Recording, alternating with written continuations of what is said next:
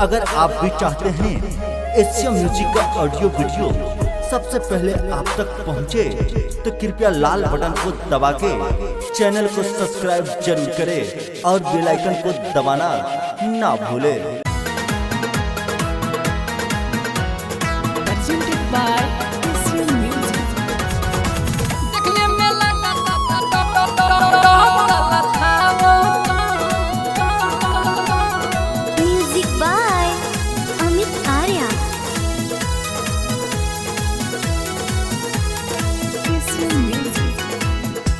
के बाइक पे बैठी थी सटक के, देखी के हमारा के जल्दी थी कटक के, देखने में लगता था डबन बता दे साला था वो कौन, देखने में लगता था डबन बता दे साला था वो कौन, देखने में लगता था डबन बता दे साला था वो कौन। के बाइक पे बैठी थी सटक के, देखी के हमारा के जल्दी थी कटक के,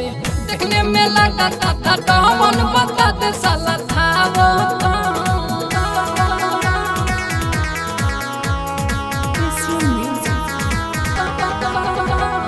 music by Amit Arya.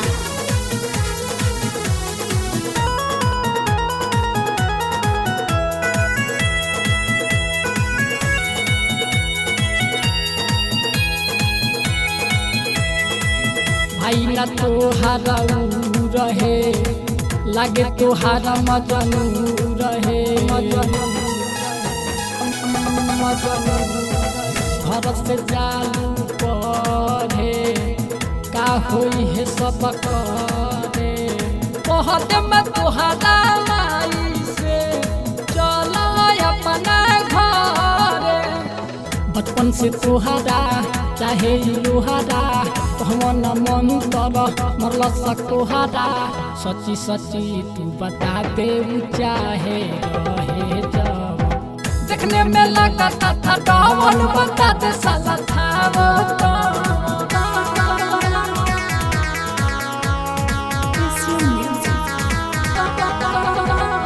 Music by Amit Arya.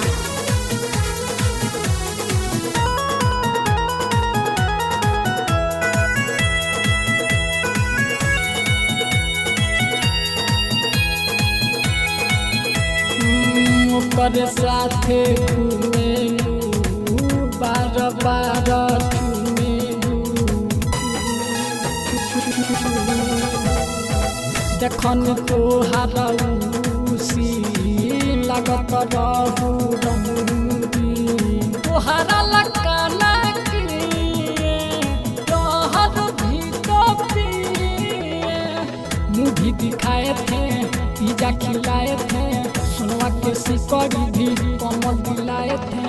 रंगीला राज पूछेला साला रहे कौन, देखने में लगता था डबल बता दे साला था वो कौन। Recorded by Aradhya Recording Studio, Kaithawaliya।